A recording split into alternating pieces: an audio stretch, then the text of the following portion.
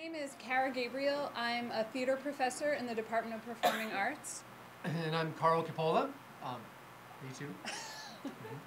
And we're here today to talk to you about the performing professor. Can everyone hear me okay? Yeah? Great. Okay, raise your hand if you can't, because I will use the microphone, although I'd rather not if I can get away with not using it.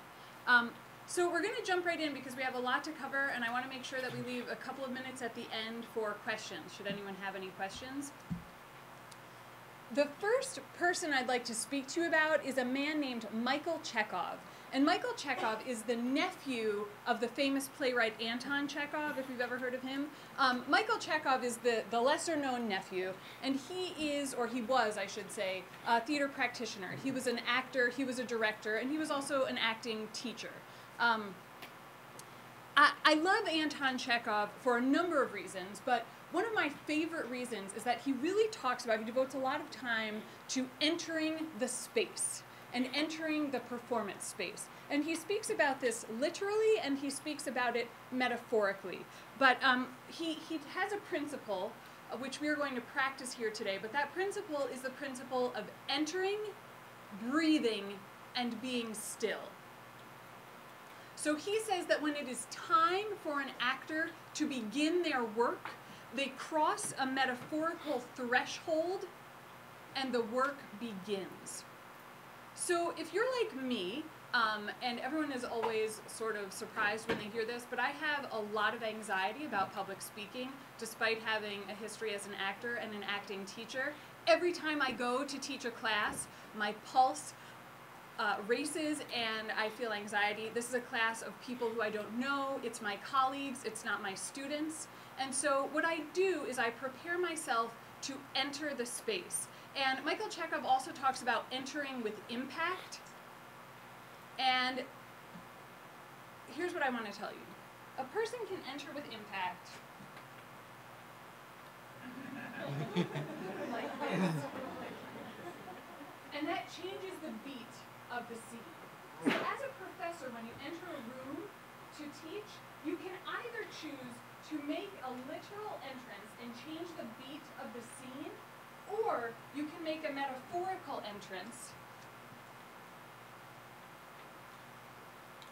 Good morning. Right? And now I'm entering the scene. You can cross the threshold literally, and here I am. Or you can cross the threshold metaphorically. And we're ready to work. Entering with impact allows you to take control of a space. The reason taking control of a space is important is because you can't give control of the space to your students until you have control of the space as a professor. You can't make the space a safe space for your students to learn until you first have control of the space as a professor. And the first and most important way to take control of that space is through your entrance. Your entrance into the scene, your entrance into the lecture, your entrance into the classroom. So I want you to pay attention to the way that you enter the scene or you enter the space.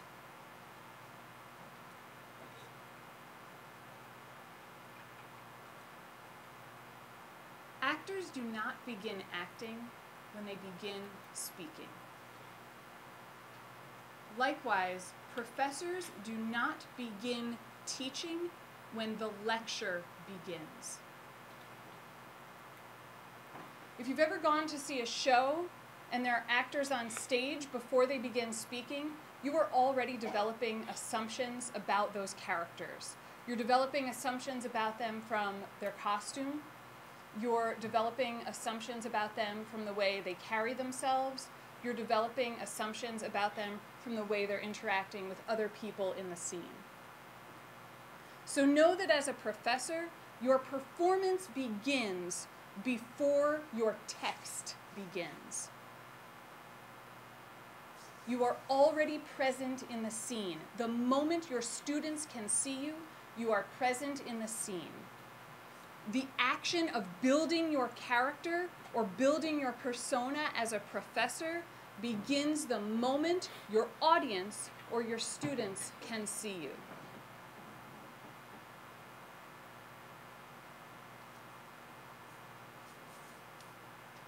Entering. Now let's talk about breathing. Everyone take a nice deep breath in through your nose and out through your mouth.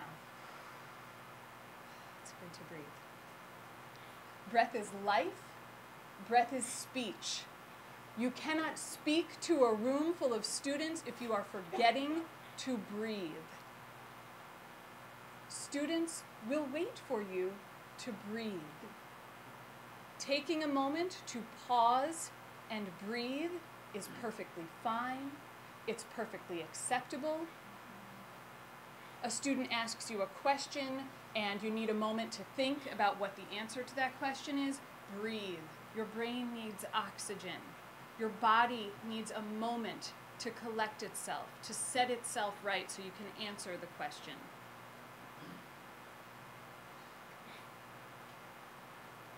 Michael Chekhov told us we must enter, breathe, and be still. You may take a moment of stillness before you begin your lecture. Give yourself permission to exist in stillness and to exist in silence before the speech and voice come. Again, all of this allows you to gain control of the room, to gain control of the space, to gain control of your body, and to gain control of your voice. Everything about your presentation will be clearer if you breathe and if you allow yourself to exist in stillness.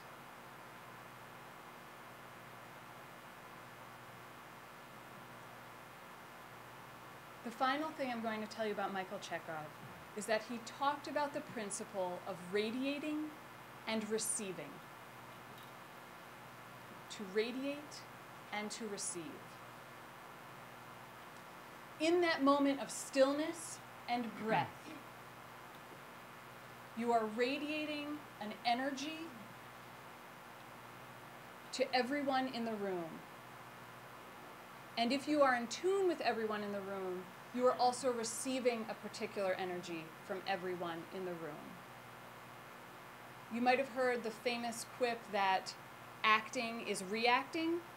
That's one of the things we tell our students. All good actors, you're not acting in a vacuum, you're reacting to what the other actors are doing in the scene around you. Likewise, all professors, all good professors must necessarily react to what is being given to them from the students in their classroom.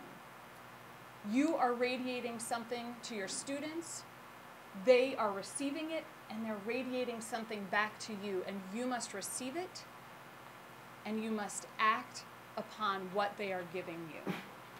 Now, if that's all a little bit too vague, a little too abstract, I'm going to pass it over to Karl, and he's going to make that all a bit more concrete for you and talk about what exactly we are radiating and how to receive it and how to respond.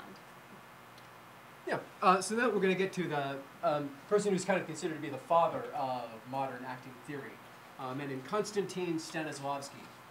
Now you may have heard of Stanislavski through something called the method, or method acting, which is a kind of an odd, limited view of Stanislavski through the lens of the mid-20th century American acting training.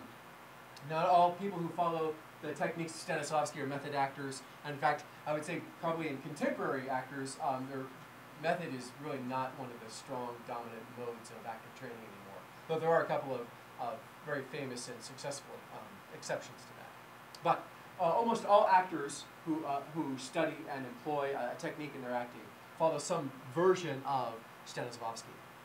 Now, one of the most common things when people are nervous about acting or their public speaking or teaching, one of the things that they're told is to be yourself.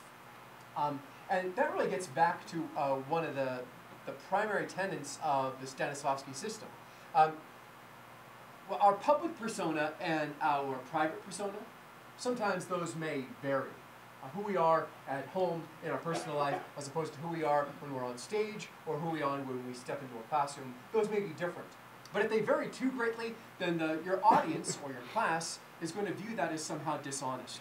And Stanislavski preached the idea of truth and emotional honesty in your acting, or at least what's called verisimilitude, the appearance of truth, which is the next best thing to being truthful. So you'll be at your best in your teaching if you allow yourself to shine through, or you have to really act really well.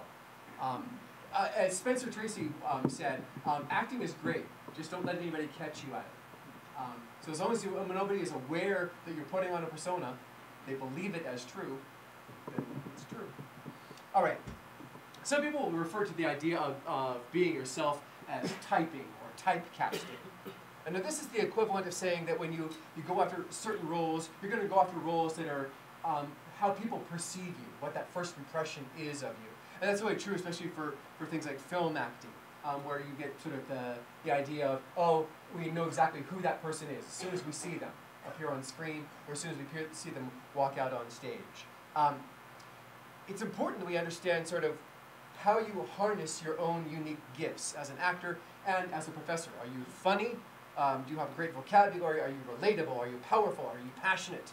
You need to play to your personal strengths. To thine own self be true. Somebody like that. Okay. Next thing we're going to talk about is the idea of an objective. When you walk on stage or enter into a classroom, you have to know what you want or what you need. Stanislavski taught that on stage an actor must always be doing something and always pursuing an objective. Actors are trained to make their objectives as specific as possible. In our syllabi, which I know are fully complete and copied and all ready to go for next week, in our syllabi we have sort of the course objectives. Stanislavski would talk about that idea as a super objective, what a character wants over the course of the entire play. So like in the Gen Ed class that I'm teaching, I want the students to understand the ways in which Broadway musicals reflect, embrace, challenge, subvert, and shape American society and identities. That's my primary course objective for a Gen Ed class. However, I can't walk into the first day of class and that's what I'm going to do. It's too big. It's too general.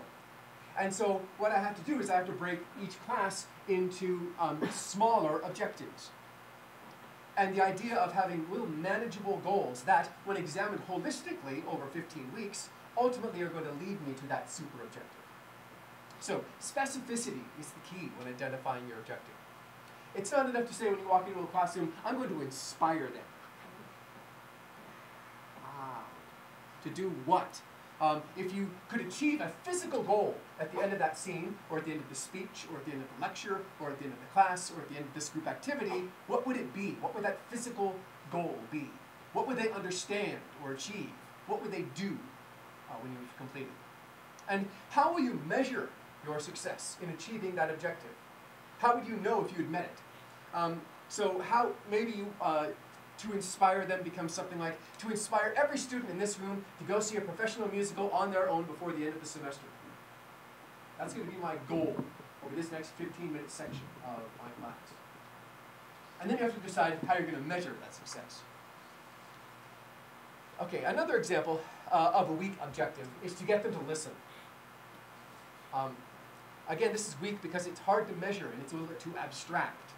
How will you know whether they're actually listening? Because they could just be acting too. And what will listening get you at the end? There needs to be a point to what it is. One of the actor's favorite objectives is I'm going to get her to fall in love with me. Actors love to play that. It's really not a playable objective, however. In class, we sort of think about, okay, I'm going to get them to love musical theater, or I'm going to get them to love inorganic chemistry, or I'm going to get them to love tort reform. And of course, we want them to love the subjects, of course. There's nothing wrong with that. But how are you going to measure it? How are you going to achieve that? So in the theater, we make sure that there's a concrete result that our actor and our character can envision. If I am successful in my objective, the other character will exit the room and never come back. Hopefully that is not our teaching objective. So, think about sort of what your objective is for the class when you walk in. Do you want people to participate vigorously? Do you want them to raise their hand and ask questions? Are there 3 specific pieces of information you want them to remember above all else? Do you want them to employ critical thinking to challenge their assumptions about a specific issue? Do you want to reach that one bored kid in the back? Do you want them to make a connection between the material in this lecture and something in another class? Do you want them to email you or to come meet with you after class? If you've ever thought to yourself before you teach a class, I don't know what I'm doing today in class. On some level, yeah, of course you know what you're doing. You know what material you plan to cover. But ultimately, you haven't given yourself a strong, specific objective or outcome for that day. So you feel a little bit lost. So if I don't have a strong, clear idea of what I want the students to take away from that class that day, I am failing. So pursuing an objective takes the focus off of you and puts it squarely on the other person. How are you going to transform that other person?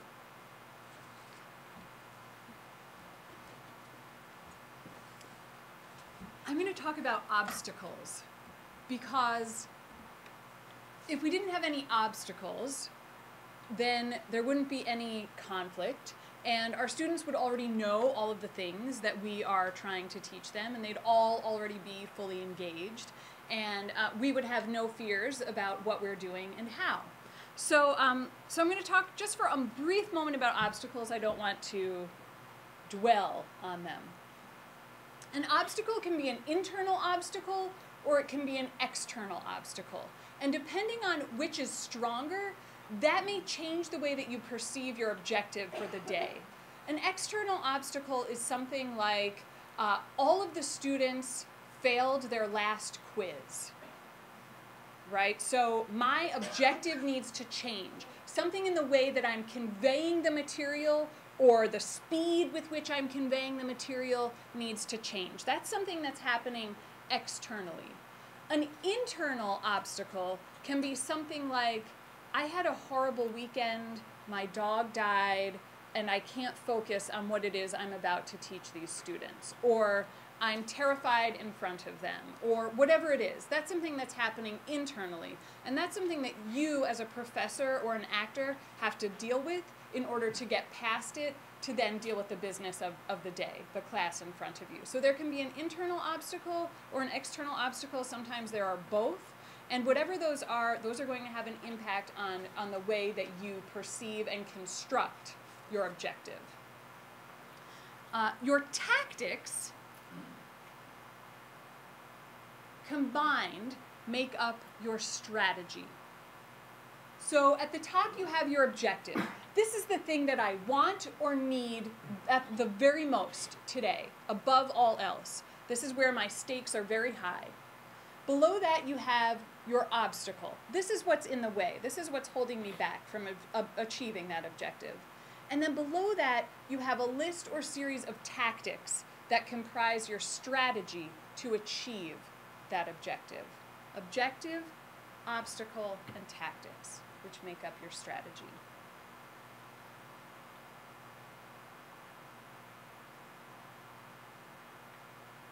Tactics are the best if you can define them as a verb in the infinitive form. They're even better and stronger if they're a verb that you can define in the infinitive form that you could somehow, if forced, physicalize.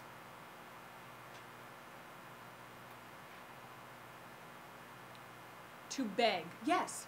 I was just going to ask you for example. I'm going to give you some, and I'm going to even do them for you. So, for example, to beg. I'll go through a few and then I'll do them. Maybe Karl will do some too. To pummel. To drill. To seduce. to level with. Okay? Someone give me a line of text. It doesn't have to be a course line of text, like something from a course you teach, anything. Will you go sit in that chair right there? Is that my text?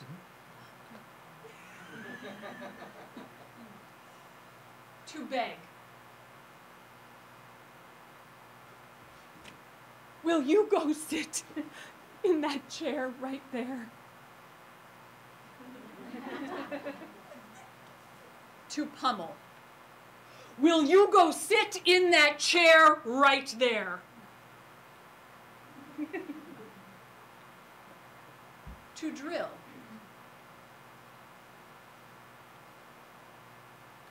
Will you go sit in that chair right there?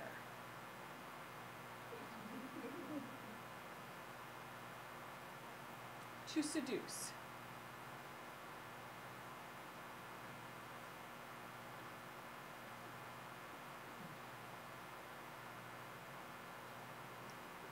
Will you go sit in that chair right there?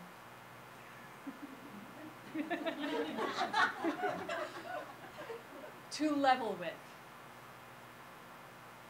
Will you go sit in that chair right there? Okay. So you're obviously not going to get physical with your students, but you can do all of these things vocally as well. It makes your lecture more interesting. It brings humor, levity, variation to what you're doing, right? And it gives you a way of expressing the same point multiple ways so that it will affect and inspire and, whatever your objective is, different students, different types of students. You may not, as an actor or as a professor, act happy as a tactic, nor may you be interesting. Can anyone tell me why you can't act happy, sad, or interesting, or be happy, sad, or interesting? Why is that different from to pummel, to beg, to drill? Yeah. Isn't that a perception? Like being interesting is Yes, right? It's a state of being. It's not active. It's not a verb in the infinitive form. What I tell my acting students is that being is boring. You may not be a certain way, because how do I be interesting? You know, like I'm interesting, but that's not going to help get anything through to my gen ed students, right? Be interesting. I don't know what that means. How specifically are you going to be interesting? Are you going to be interesting by chiding them? Are you going to be interesting by mocking them? Are you going to be interesting by raising them up? Right? What does that mean to be a certain way? We're more interested in the business of how you're going to be interesting. And the how is achieved through finding those verbs in the infinitive form. It also doesn't do you any good to act a certain way. I'm going to enter and act happy. Right? That goes back to this idea of verisimilitude. Most of us, if we're feeling blue, right? There I was being blue. See? Nice. It's ineffective. No one's going to believe you unless you're a brilliant actor. It's okay to live your truth as a human being and also be a professor, within reason, right? Within reason. Obviously, there are boundaries that you want to adhere to, but it's okay to be yourself. It's okay to live your truth to a certain extent. You don't need to enter the room and be happy if you're not. That's okay. You don't need to be wretched, right? But live your truth. That's okay. Enter, breathe, be still, and get down to the business of what your objective is for the day. Make it about them. Because all of those tactics that I had, not a single one was about me. Teaching at its best isn't about you. It's about them. Just like acting at its best isn't about actors who are being, overcome with something. No one cares to watch that. We know they're faking. It's not about them. It's about what are they doing to the other person in the scene? What are we doing to the other people in the room? The great thing about that is it also takes the pressure off of you. It's not about me being brilliant today. No one cares. And it really draws you back to that idea of that radiating and receiving that you talked about before. If your focus is on, are they understanding this? Is this point getting across? Are they responding in the way that I'm hoping they will? Then if that's what you need from them, then your focus is going to be entirely upon, okay, is that actually happening? What energy am I getting back from these people? If they're giving you the bored stares, or if they're texting on their phone, you're probably not achieving that objective, which means you need to shift your tactic and do it in a different way. Mm. Okay. I was going to talk about Le Bon. What time is it? We're almost halfway through. Quite a bit of time. I can do this pretty quickly, though. Sure. I'm going to throw out one more theorist, only because the way that he talks about movement actually helps us understand tactics. This is Rudolf Laban, L-A-B-A-N. And he was actually a Hungarian dancer and theorist. But I use him in some of the courses that I teach because he came up with a series of what he called movement efforts. And the way that he defined these movement efforts are a really quick and easy way to help students understand what a tactic is. They're very instinctive and they're easy to remember. They are to press, to slash, to float, to flick, to dab, to glide, to thrust, and to ring. Ring, like ringing. Wring their necks. No, don't do that. I was thinking of wringing a washcloth. And he qualifies those movement efforts by things like, is it fast or slow? Is it direct or indirect? Is it light or strong? And these are all ways that we can define our tactics, that we can define the ways in which we're going to get across to our students. There are tons of websites and books that help actors identify what active tactics are, because sometimes when an actor or professor is put on the spot and you say, come up with an active tactic, they freeze, they kind of panic about that, they don't know what that means. It's hard to come up on the spot with a verb in the infinitive form. So I come back to Rudolf Laban's movement efforts because there are a few of them, again, that are pretty quick to memorize, and they're easy to sort of grab onto and use them if your mind is failing you somehow. Again, they're press, slash, float, flick, dab, glide, thrust, and ring.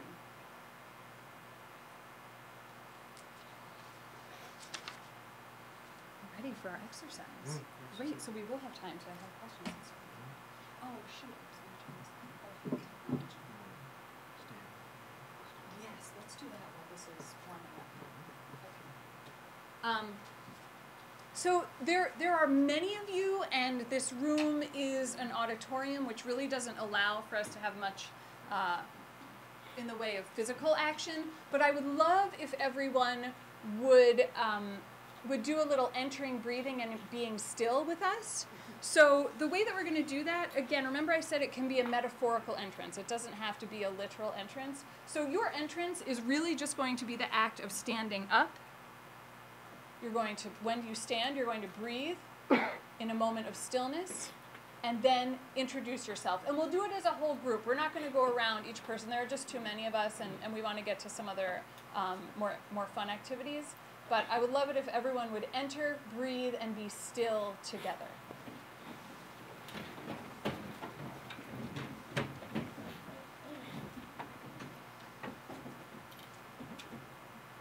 Cara Gabriel.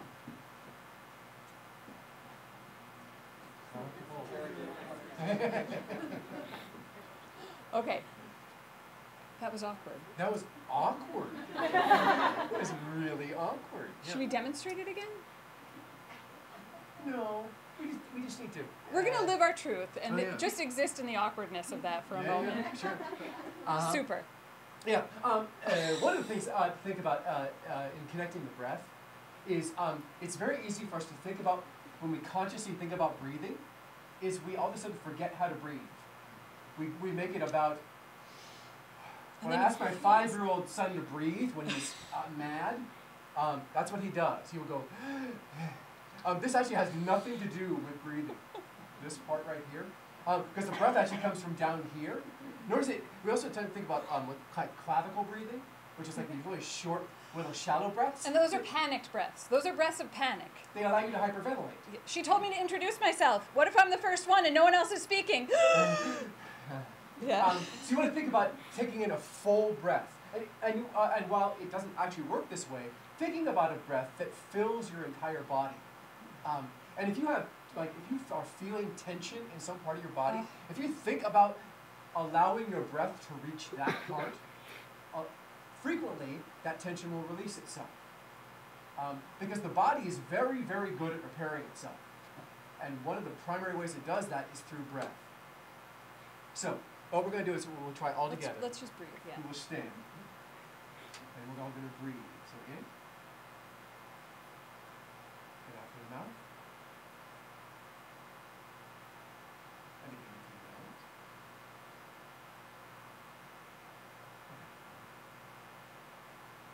If there's an area of tension in your body, I would love for your breath to fill that particular area. And as you exhale, exhale all of the tension from that area.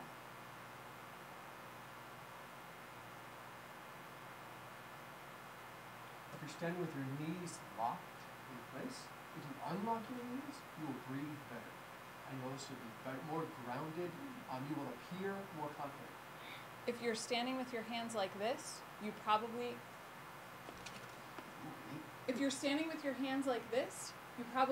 have tension in your hands or your shoulders or your belly. If you're standing with your neck like this, you probably have tension in your neck. Yeah. Okay, everyone breathe in.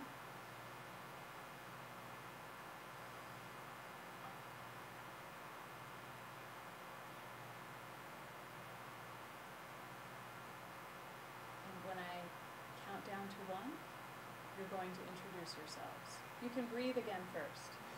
It's up to you. Take control of the space. That is your objective with your introduction. Take control of the space so you can give it back to us. 3, 2, 1. Karl, Kippola. Cara, Gabriel.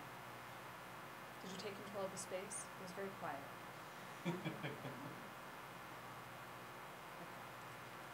Here's our next little exercise. This will be more fun. You can sit down. Okay, this says press here to smell. Let's try. Lord help us. Oh God. Oh, now what? Now I see don't you've know. done it. I've done it.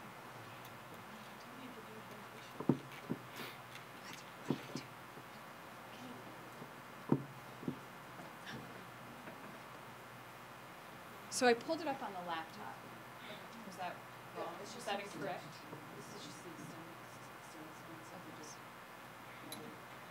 Yeah. Do we have handouts of these? Did you give them to me? Or so we have hard copies for this reason. Technology, yes. There's my truth. Okay. This is an exercise. We have drafted a lecture for you. And you are all going to teach the class today how to make, this is on our Blackboard section too. You're going to teach the class how to make a peanut butter and jelly sandwich. And you're going to do this in groups of 3 to 4. So we'll hand this out, and if you would gather in groups of 3 to 4, we will tell you what your next steps are. So the very first thing you're going to do with your lecture is you're going to divide it into 3 sections or beats. Think beginning, middle, and end. There is no right or wrong answer to this. It's really where you feel a natural beginning, middle, and end are in this very important lecture. That's your first step. Oh, more copies? Yeah. Yeah, 1 per group or up here. I don't know. Can you see this okay? It's very... There, we have a couple more copies, though, if people want. That's fine. Yeah, that's fine. Yes. This is your text. This is your text. So this is your script. This would be the lecture you're giving to the class today. Does it have to be verbatim or do we adjust the grammar? There will be... They can adjust. I mean, they can adjust. Yeah, you can adjust the text. It's your lecture.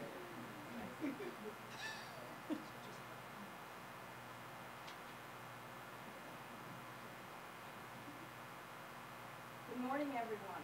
My name is Wendy Melillo. How is everyone doing today? Good? Is everybody hungry by any chance? We're approaching the lunch hour. Today, I would like to tell you our objectives. We would like to make a peanut butter and jelly sandwich. So, the first thing we need to do is to gather our ingredients. What do we need for a peanut butter and jelly sandwich? That's an interesting twist. I might like to try that. What else do we need? Peanut butter. Peanut butter? Bread. Bread? Jelly. You don't want to make it on a bagel? Or some crackers? A knife. I wrote down for obstacles for getting a knife. I just thought I'd throw that out there. I used it as an internal obstacle. I'm afraid of knives. I wrote as my internal obstacle, I'm starving. That's what I wrote dislike of for the internal, right? Or allergy.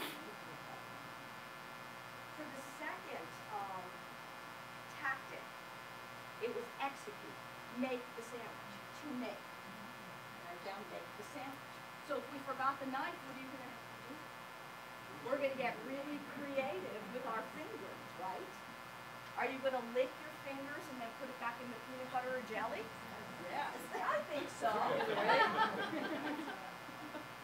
mean, you know, hygiene, so what? We just read, right, about dirt being good for us. It's like leading to these new antibiotics, you know? So let's not worry about dirt. And number 3, to choose. Do you want this to be nutritional or not? Since we're putting our fingers back in there, maybe we don't want it to be nutritional. Anything else? That's my performance for this one. Thank you.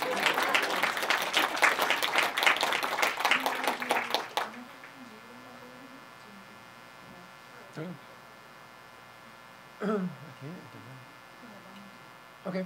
All right. Fine. I'll do the one I wrote down.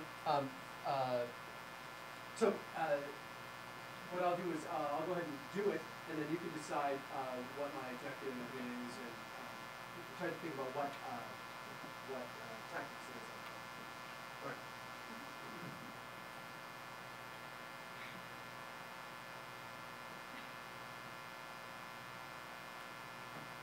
Good morning. Today, we will explore the exciting world of peanut butter and jelly sandwich. Place slices of bread next to each other on a plate jelly. See? Evenly spread a layer of jelly on one side. Rinse them out, or you're always looking. Keep the knife clean, then use the same method to evenly spread a layer of peanut butter on the other side. Stack the two pieces of bread in a perfect tower. The peanut butter and jelly should be pressed together. Kissing. Cut the sandwich in half. You may cut the sandwich lengthwise, rectangles, or diagonally into triangles. This is an artistic process, and advanced students may experiment with cutting sandwiches multitudes of different ways. Nutrition level of a sandwich will vary based on ingredients you choose. Whole bread and spreads that contain a minimal amount of sugar will be healthier choices. Overall, enjoyment. Many people also have flavor, textural preferences. Raspberry, strawberry, or grape jelly, smooth, crunchy, unsalted peanut butter. You suffer with that. Consider only oh.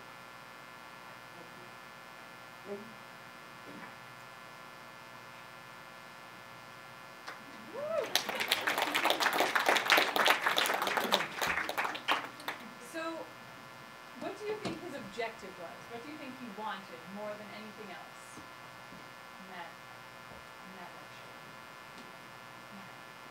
To me, really wanted us to make and eat peanut butter and jelly sandwiches. Yeah, it was. Objectives are the best when you need it more than anything in the world, right? It has to be the most important thing in that moment. That's what gives us urgency. That's what gives us stakes. If it's important to the professor, it will follow that it will be important to the students, right? So he wants it. Did you say that you wanted them to make one for you and bring it to you, or was that me? That was you. That was me. I'm really hungry. Okay, so good. What did you say your objective was?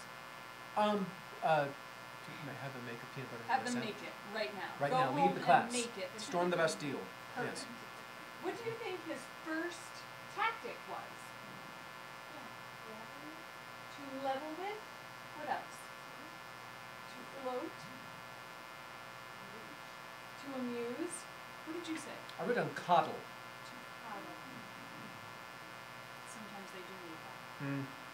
Okay, his second tactic, what did you think that was? To stack, to press, cut, slice, slash, thrust. I identified as to inspire. Wow. And if I were directing his lecture, right, if I were to critique him, I would have told him to inspire is a little bit vague, and actually some of you came up with things that were more specific, but Karl has been acting for a very long time, and so he knows what he wants. Like when he says to inspire, he can make that specific. If I were dealing with an introductory student, I would say, to inspire how? What are you going to do to inspire them? That does bring up something else I wanted to say. When good actors or experienced actors go into a scene, they're not spending the whole scene thinking about, what is my tactic now? What is my objective for the whole scene? They've done their homework, they've rehearsed it enough so that hopefully it should become second nature to them. So too will this happen to you as a professor, right? These are tools for you. These are vocabulary for you to use to make more interesting lectures, to make yourself more at ease in front of a group of students. And it's the same thing with actors. They're tools that they use which eventually sort of fade away as it becomes part of what they naturally do as a character in a scene. And it would be the same thing for a professor. I don't go into every single lecture and say, what's my tactic now?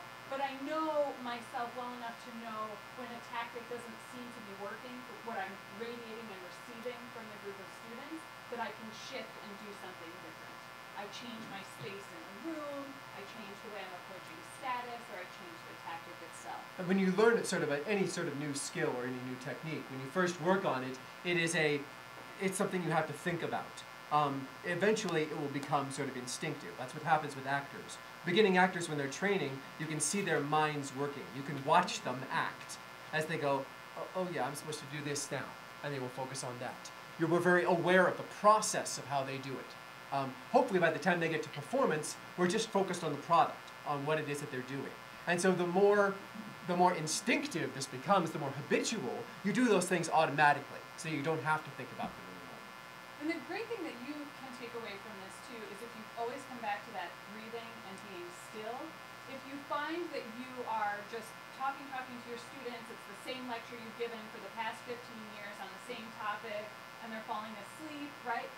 Breathe, be still, and remember, what am I doing? What do I want from them? And what is my active verb that's going to help me get it, right? Or if it's something new that you're teaching them, and you all of a sudden you have this moment where you're like, what am I even doing? Then breathe and be still. What do I want? And how can I actively pursue that? Make it about them. It's not about you, right? Come back to that objective. What am I doing? What do I want? What do I need? And what can I do to make them get it? What was your last tactic? Does anybody have any questions, either anything we covered today or on the idea of kind of applying the idea of performance to being a professor? Karl, I know you taught online last summer. Oh. What did you do then? Or did you transfer these skills? I'm a big fan of Panopto lectures. A very short. I do a lot of really short ones that I do in that way. I think the challenge there is figuring out how you shift your tactics of teaching. And so there you think about it kind of in a broader sense of what tools do I use in order to reach them.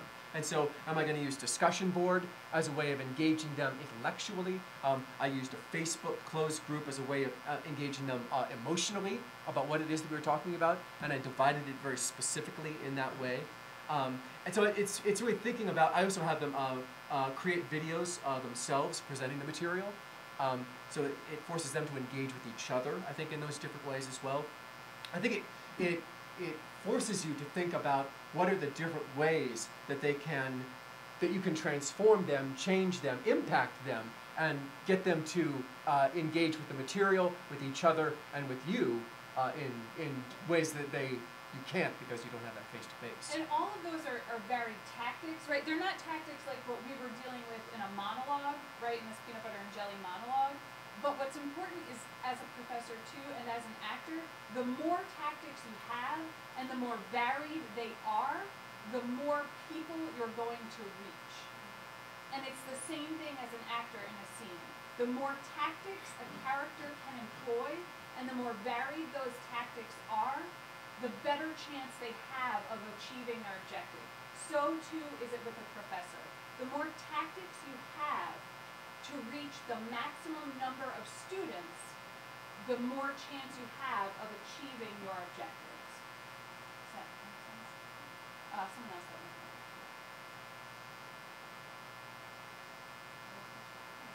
I wanted to ask about using hands, and that's not relevant to online, but is it a distraction or not?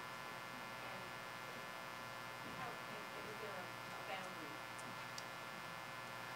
I tend to overuse my hands a lot, both as an actor and as a professor. The more that you breathe, getting back to that idea of being in control of the space, breathing and being still, when you're consciously thinking about that, you tend to use your hands less. We tend to use our hands when we want to help clarify what it is that we're saying. If we just give it a little bit of an extra oomph, they'll get it. And I think it's trusting your material, trusting what's going on intellectually, trusting your persuasive abilities in that way. Usually that will then calm your hand gestures and your physical need to support what it is that you're saying, as it can get to be distracting. I teach the moving bodies, that's another course that I teach. Your physicality is in itself a tactic. So it really becomes about, if you catch yourself, right, breathe and be still and ask, is this adding value to the lecture or is it distracting? I'll tell you the things that almost never work. Pacing almost never works. Unless you are pacing with a purpose, right? Pacing almost never works, and the flail almost never works unless they just think you're hilarious and charming. But direct and specific physicality and hand gestures can work. It's all about, it gets back to that idea of specificity. The more specific you are with your choices, if you do that, then you will have less superfluous gestures. Right? Thank you very much. Enjoy lunch, peanut butter and jelly.